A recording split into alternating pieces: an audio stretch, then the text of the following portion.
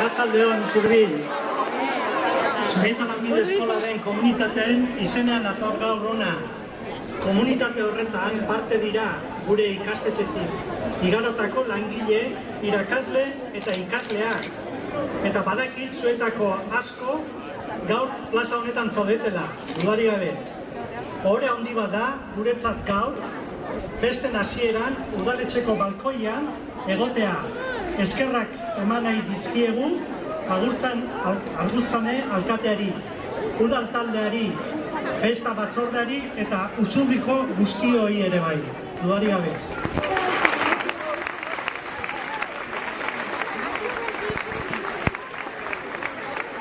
Zubieta Lanbide Eskola orain dela 50 urte hasi zuen bere ibilbidea Usurriko udalean, Berantxio apaiza eta hainbat usurbildarren lanari esker. Lehen bi urteak aginan egin ondoren Zubietan jarraitu du bere ibilbidea. Gaur arte, hasieratik Usurriko eta eskualdeko gazteak gizartearen eta industriaren helburu izan dira.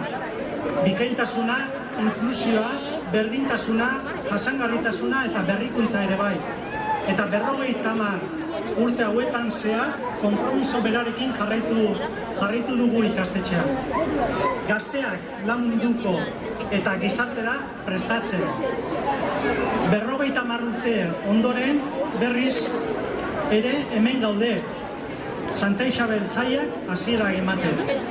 Gora Santa Isabelak, gora Usurbil eta Usurbildarrak eta gora Zubieta Lanbide Eskola. Eskerrik asko.